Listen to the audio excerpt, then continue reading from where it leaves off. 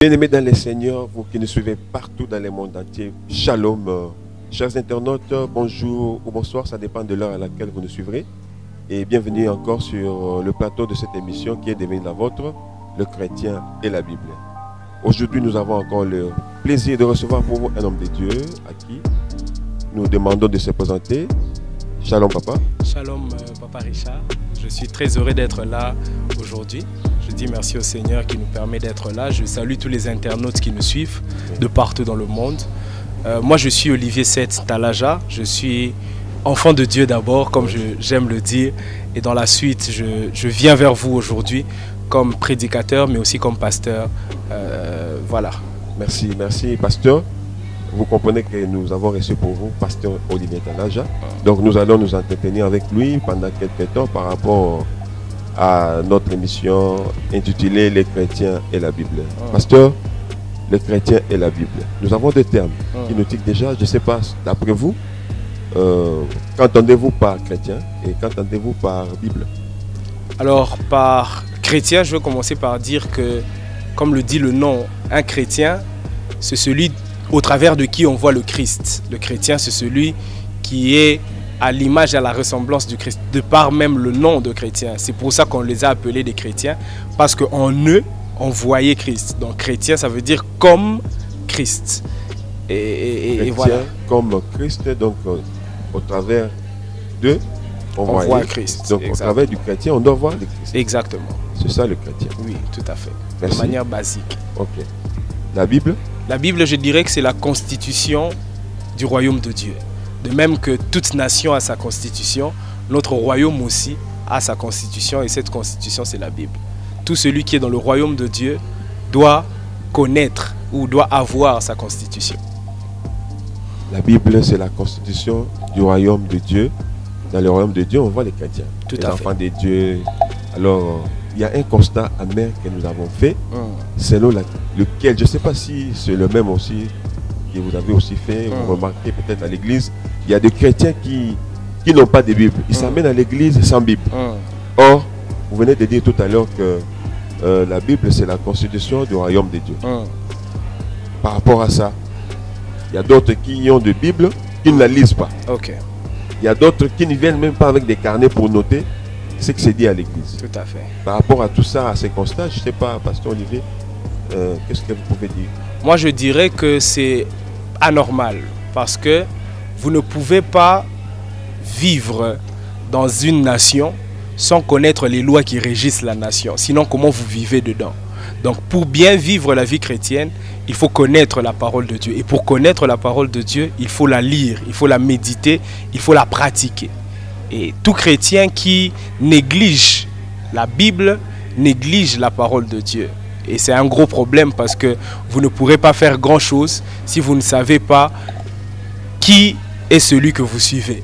Donc, or, pour savoir qui est celui que vous suivez, vous devez entrer en contact avec sa parole. Voilà. Connaître qui vous suivez. Tout à fait. Et puis, ce sont toujours ces mêmes chrétiens-là qui se plaignent. La Bible dit dans Josué 1:8 que ce livre de la loi ne s'éloigne point de ta bouche. Médite les jours et nuits, c'est alors que tu réussiras. Exact. Mais ces mêmes chrétiens qui se plaignent, oh Dieu n'agit pas, on ne va pas clair dans notre vie. Cependant, ce sont des grands négligents dans la parole de Dieu. Or, tout se trouve dans la parole de Dieu. Je ne sais pas. On dit la meilleure prophétie par excellence, la parole de Dieu. Oui, je suis d'accord avec vous. Et j'aime le passage que vous venez de dire de Josué 1:8 qui dit que ce livre de la loi ne s'éloigne pas de ta bouche. Oui. La Bible donne une précision importante. La Bible dit que ce livre de la loi ne s'éloigne pas de ta bouche. Ça veut donc dire qu'il faut qu'il sorte de ta bouche. Parce qu'on a souvent tendance à confondre. On ne dit pas que le livre de la loi ne s'éloigne pas de ta main. Non. Ça veut dire qu'il ne s'éloigne pas de ta bouche. Oui. Il faut que, pour qu'il ne s'éloigne pas de ta bouche, il faut qu'il soit entré. Pour qu'il entre, il faut que tu lises. Oui. Il faut que tu médites. C'est pour ça que dans la suite, il dit médite-le jour et nuit. Donc pour dire que vous ne pouvez pas avoir le livre de la loi dans la bouche si vous ne l'avez pas au préalable médité. Vous voyez ça? Ouais. Donc il faut le méditer, il faut le faire entrer en vous pour que finalement de votre bouche commence à sortir ce qui est écrit dans les livres de la loi. Et c'est ce que le chrétien doit avoir comme habitude et comme méthode de chaque jour. Okay. Pour vivre les merveilles de la parole. Exactement. De Dieu. Comparativement aux chrétiens de Béret, aujourd'hui les chrétiens n'écrivent pas ce qui s'est dit à l'église, de prédication, parce que les chrétiens de Béret, vous savez, vérifier tout à fait par rapport à ça. Aujourd'hui, si vous essayez de comparer, quel conseil donnerez-vous aux chrétiens que nous sommes?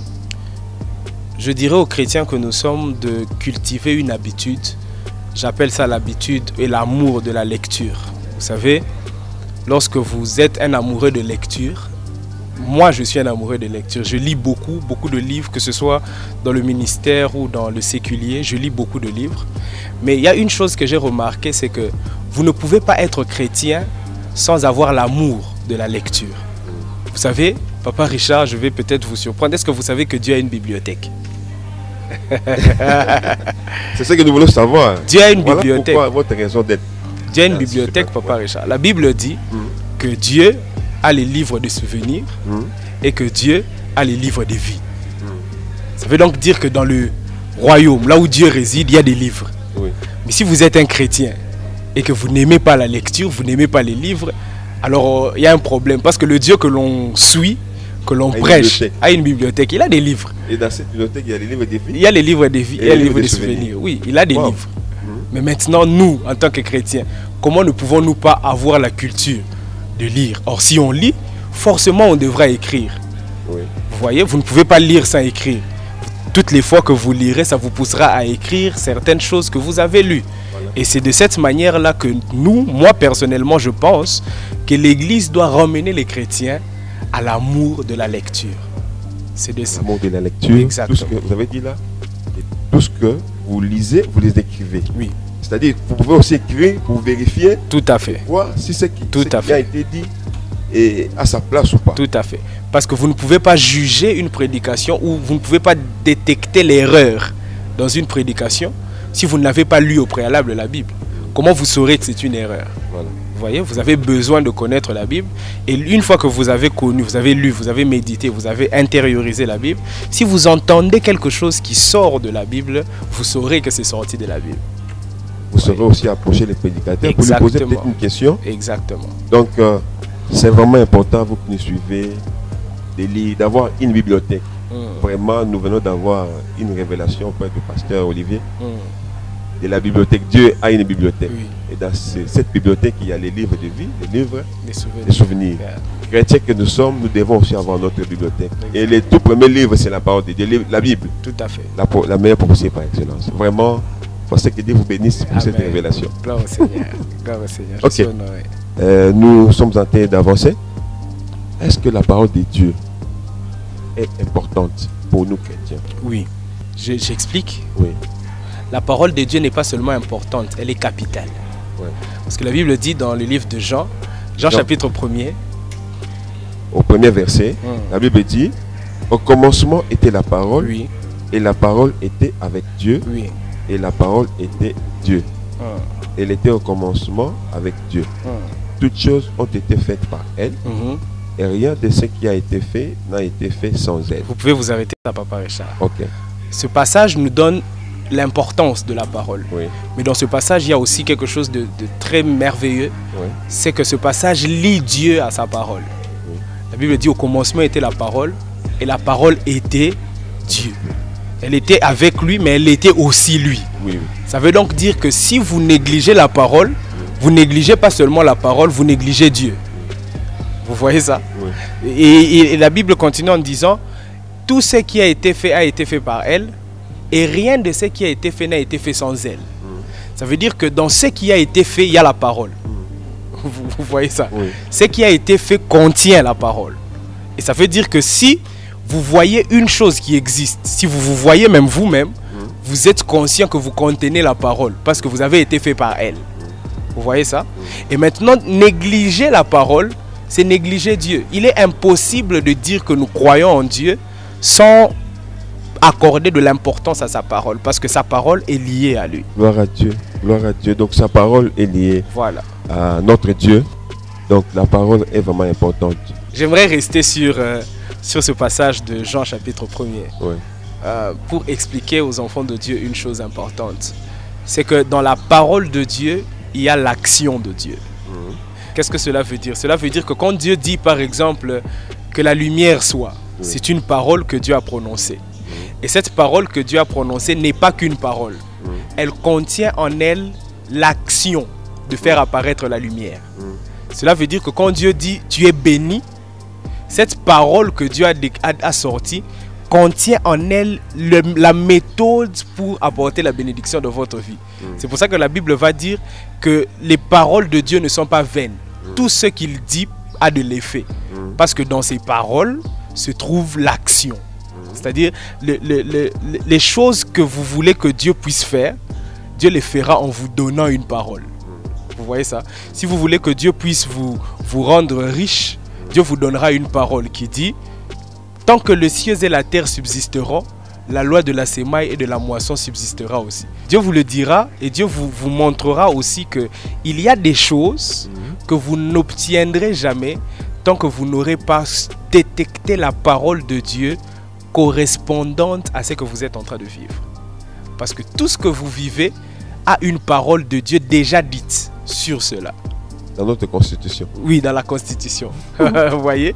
Parce que tout ce que vous faites comme acte dans une nation, la constitution y a déjà pensé. Oui. Avant même que vous puissiez faire l'acte. On sait que celui qui fait ceci, la constitution va le condamner.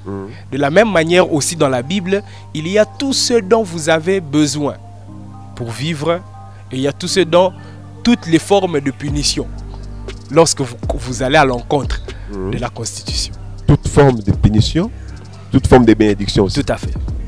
Parce que quand quelqu'un se plaint, je ne conçois pas, par exemple, je ne reçus pas dans tel domaine, dans la constitution, comme vous avez dit tout à l'heure, vous avez dit que la parole de Dieu, c'est notre constitution. Oui, tout à fait. Il y a des articles qui sont prévus, des livres, des chapitres. Exactement. Donc, chers internautes qui nous suivez, vraiment, nous devons attacher une importance capitale à la parole de Dieu parce que les besoins que nous ressentons trouvent déjà une réponse dans notre constitution qui est la parole de Dieu. Je voulais revenir sur ce que vous venez de dire en parlant de ceux qui ne conçoivent pas.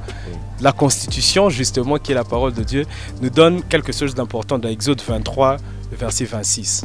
Vous allez nous aider à lire ça. Exode 23, le verset 26, nous lisons au nom du Seigneur Jésus. Il n'y aura donc dans ton pays ni femme qui avorte, ni femme stérile. Je remplirai le nombre de tes jours. Très bien. Vous pouvez même vous arrêter là. Oui. La Bible dit, il n'y aura là, dans ton pays, ni femme qui avorte, ni femme stérile. Ça veut donc dire que si vous êtes stérile, par exemple, vous devez vous référer à la Constitution. La Constitution dit quoi? La Constitution dit que l'état de stérilité ne doit pas faire partie de mon pays. Ça veut dire que si je suis de ceux qui appartiennent à Dieu, je ne peux pas être stérile. Mais si vous ne savez pas ça, sur base de quoi vous priez, en fonction de ce que vous vivez. Si vous savez, lorsque vous êtes devant l'État, vous réclamez vos droits en fonction de la constitution que vous connaissez, en fonction des lois. Vous dites, je sais que j'ai le droit de. Mais maintenant, si vous ne connaissez pas vos droits, comment pouvez-vous les réclamer? C'est le problème avec beaucoup de chrétiens. Ils viennent à l'église, ils pleurent, ils prient certainement, mais ils ne vivent pas l'effectivité de la puissance de Dieu dans leur vie. Pourquoi? Parce que la puissance de Dieu est reliée à sa parole. Comme je venais de dire, dans sa parole, il y a l'action. Dans sa parole, il y a l'action. Voilà. Donc, c'est vraiment important de connaître la parole. Dans sa parole, il y a l'action. D'ailleurs, la Bible dit, la parole de Dieu ne rentre jamais à lui sans accomplissement. Exactement. Ça, c'est l'une des plus grandes paroles que le Seigneur nous a données. Et ça devrait nous pousser en tant que chrétiens à chercher que Dieu parle. Mais maintenant, souvent, on cherche à ce que Dieu parle au travers des hommes, sans aller là où Dieu a vraiment parlé depuis toujours. Vous savez, des fois, on a tendance à chercher qu'un prophète nous localise. Moi-même, j'exerce dans cet office-là. Ça m'arrive de prophétiser sur les gens individuellement. Je le fais. Et cette grâce que Dieu nous a faite. Mais il y a une très grande prophétie qui n'est pas limitée par l'état dans lequel vous êtes. C'est ouvert, c'est grand et c'est vaste. Cette prophétie s'appelle la parole de Dieu. Dedans, vous pouvez tirer toutes les prophéties dont vous avez besoin et vous les approprier. Oui. Et maintenant, le problème, c'est que des fois, on va chercher ailleurs ce qu'on a déjà à la maison. Des fois, il faut juste ouvrir la Bible pour savoir qu'il est écrit que les lionceaux éprouvent la disette et la faim, mais ceux qui cherchent l'Éternel ne sont privés d'aucun bien. Psaume 34, verset 11. Nous lisons l'ordre du Seigneur. Les lionceaux éprouvent la disette et la faim. Mais ceux qui cherchent l'Éternel ne sont privés d'aucun bien. Voilà, ça c'est dans la Bible. Alors maintenant, ce texte veut dire quoi? Ce texte veut dire ceci. Le lionceau, c'est les enfants du lion. Oui. Le lion, c'est le roi de la savane, si vous voulez. Même de la forêt, si vous voulez. Mais maintenant, la Bible dit que même les enfants des rois peuvent éprouver la disette. Ça veut dire qu'ils peuvent manquer. Ils peuvent traverser des moments difficiles. Ils peuvent traverser des moments où ils n'ont pas de nourriture. Mais la Bible donne maintenant un détail important. Elle dit, ceux qui cherchent l'Éternel ne sont privés d'aucun bien.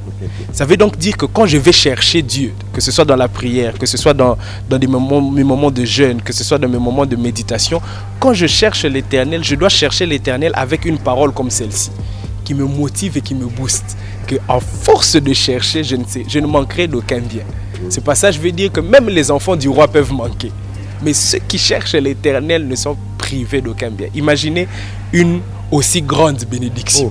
Oh, vraiment. Mais que vous ne connaissez pas, que vous ne lisez pas. Vraiment. Sur base de quoi vous priez? Sur base de quoi vous priez? Donc, la lecture à la parole de Dieu est très importante. Très importante. Parce que quand vous découvrez, vous lisez, vous allez découvrir les mystères de la parole. Tel que le pasteur vient de donner, Psaume 34.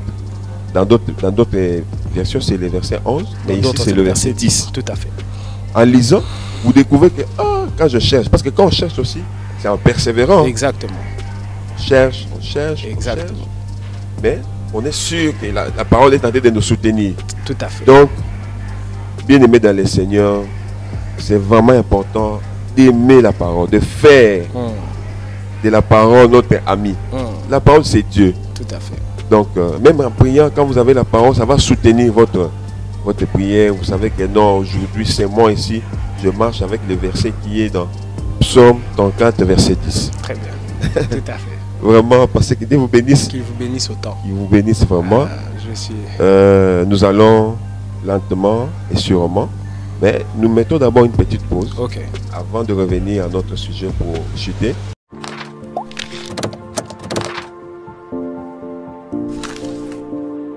Quel est le verset que vous avez médité, qui vous a marqué et le pourquoi? Donc cette question, vous qui nous suivez, vous répondez déjà à cette question. D'abord, le pasteur va répondre. Le verset qu'il a lu, qu'il a médité, il va partager avec nous. Moi aussi, je vais vous donner mon verset du jour. Et après, on reviendra à vous, vous qui nous suivez. Oui, pasteur, à vous la parole. Alors, mon verset à moi du jour se trouve dans le livre de Actes. Le livre de Actes, le chapitre 9, verset 40. Actes, chapitre 9, le verset 40. Nous lisons au nom du Seigneur. Pierre fit sortir tout le monde, s'est mis à genoux et pria. Puis se tourna vers le corps, il dit, Tabitha, lève-toi. Elle ouvrit les yeux et ayant vu Pierre, elle s'assit. Très bien. C'est ma méditation de ce matin. Oui. Et j'ai ressorti un très merveilleux enseignement dedans. Je ne sais pas si j'aurai le temps de le développer ici. L'essentiel? L'essentiel, c'est que l'histoire, déjà, c'est l'histoire de Tabitha Dorcas qui était décédée. Et les gens ont appelé Pierre afin qu'il puisse venir et tout ça parce qu'elle faisait du bien à ceux qui étaient avec elle. Alors lorsque Pierre vient, Pierre fait quelque chose d'important. Pierre fait sortir tout le monde de la chambre où se trouvait Tabitha Dorcas. Et Pierre commence maintenant à prier. La Bible dit qu'il se mit à genoux et il commença à prier. Ce texte des Écritures est en train de nous apprendre quelque chose d'important. C'est que toutes les fois que vous voulez prier pour changer une situation, vous devez changer votre position face à la situation. La première des choses que Pierre fait, il s'arrange d'abord pour être seul. Mais la deuxième des choses, il prend une position différente de celle qu'il avait. Il était debout, mais pour que la situation change, il se met à genoux. Il se met à genoux et il commence à prier. Mais ce que j'aime, c'est qu'il se met à genoux, il prie Dieu. Mais quand il se retourne, il ne prie plus Dieu, il ordonne à la situation. Ce texte est en train de nous expliquer qu'il y a une source qui vous donne la force d'échanger les situations. Amen. Cette source s'appelle Dieu. Amen. Toutes les fois que vous êtes face à une situation comme celle de Tabitha Dorcas, endormie, morte, vous devez vous mettre à genoux, non pas vers la situation, mais vers celui qui peut vous donner la capacité de changer la situation par la parole. Gloire à Dieu. Parce que la Bible dit que Pierre s'est mis à genoux, il priait, et là il a reçu la force qui lui a donné de parler à la morte. Et la Bible dit, elle ouvrit les yeux. Et quand elle a vu que c'était lui, elle s'est assise. J'aime ce détail. C'est un peu comme pour dire, et si ce n'était pas lui, est-ce qu'elle se serait réveillée? Vous voyez? Oui, oui. Parce qu'il y a certains miracles qui ne peuvent venir que si vous proclamez ce que vous avez reçu de Dieu, en d'autres termes, de sa parole. Gloire à Dieu. Voilà. Gloire à Dieu. Voilà. Ce que vous avez reçu de l'Éternel. La source. La source. Donc, c'est vraiment important de lire la parole. Parce que si vous ne l'avez pas médité, on n'aurait pas su on n'aurait pas su découvrir cette révélation. C'est une révélation. Une grande. Donc, au lieu de fixer les yeux sur votre situation, il faut aller à la source. La source, c'est notre Dieu. Exact. Or, Dieu, c'est la parole. Tout à fait. Donc, chers internautes qui nous suivez, nous devons aimer la parole. Nous devons vraiment aimer la parole parce que la parole est merveilleuse. La parole, c'est Dieu. La parole bénit. Oui, merci, pasteur. Quant à moi, je méditais dans le livre de Matthieu. Nous pouvons lire ça aussi. Tout à fait. Le livre de Matthieu, chapitre 16, le verset 26. Et que servirait-il à un homme de gagner tout le monde, s'il perdait son âme? Ou que donnerait un homme en échange de son âme? Mais la partie qui m'a intéressé plus, c'est la partie A. Que servait-il à un homme de gagner ce monde s'il perdait son âme? Tout à fait. Donc, nous pouvons gagner Paul, le bien de ce monde. Nous pouvons avoir beaucoup de richesses. Nous pouvons aller ça et là, être parmi les gens qui sont friqués. Mais si on n'a pas Jésus-Christ, parce que pour être sauver son âme, il faut recevoir Jésus-Christ comme Seigneur et Sauveur, comme notre pasteur l'avait dit au début, que les chrétiens, c'est celui au travers de qui on voit les Christ. Tout à fait. Donc, ça, c'est ce que moi j'ai retenu de ce passage lors de ma méditation. Donc, que servait-il à un homme de gagner ce monde s'il perdait son âme? Donc, bien aimé, nous devons donner notre vie à Christ pour que nous soyons véritablement des chrétiens au travers de qui on va voir Christ en nous. Exactement. Que Dieu vous bénisse, pasteur. Que vous bénisse autant. C'était là cette rubrique. Et vous qui nous suivez, je crois que vous avez aussi répondu à cette question. Répondez déjà. Parce que je crois que vous avez médité. Répondez à cette question. Quels sont les versets que vous avez retenus? Veuillez répondre vous-même. Que Dieu vous bénisse là où vous êtes. Gloire au Seigneur. Nous revenons maintenant à notre sujet du jour. Parce que nous tendons déjà vers la fin. Je ne sais pas, papa, qu'est-ce que vous pouvez dire? Je vais dire quelque chose qu'un de mes aînés m'a appris, et ça c'est resté dans mon esprit depuis plusieurs années. Je vais dire aussi cela à nos internautes qui nous suivent. Il y a une chose qui peut bouleverser votre existence. Elle s'appelle la Bible.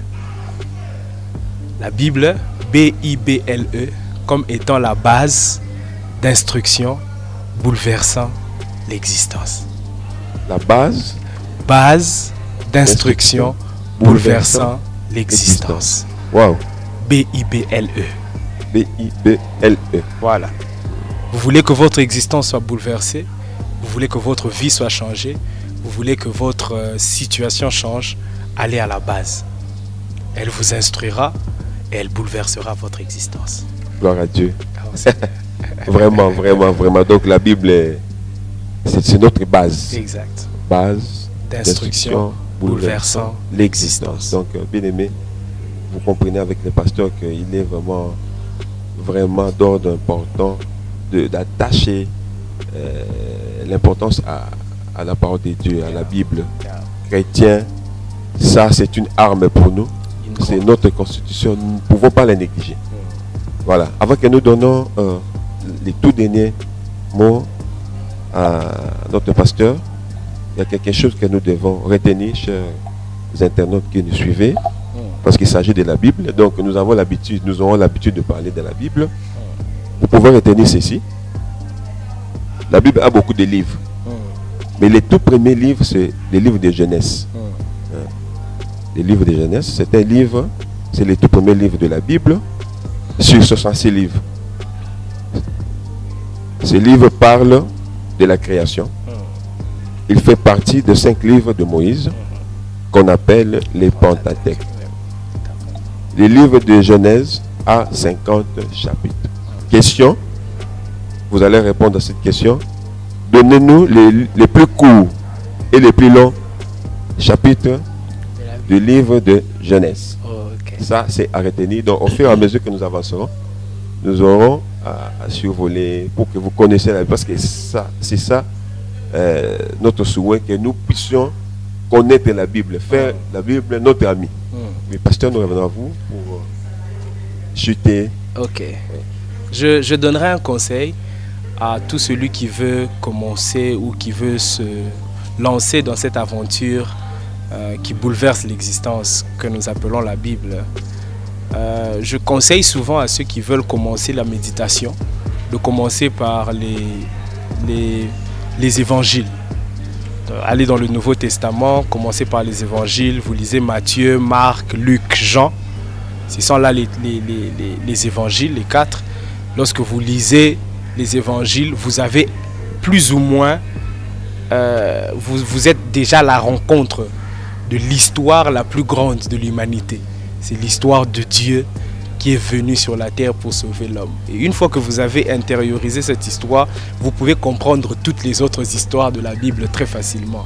Donc le conseil que je donnerais à ceux qui commencent nouvellement cette quête de méditer, de connaître la parole de Dieu, lisez les évangiles, lisez et vous vous rendrez compte que cela va entrer en vous et va vous permettre de connaître encore plus le Seigneur. C'est le conseil que je peux apporter à ceux qui nous suivent. Ceux qui nous suivent. Voilà.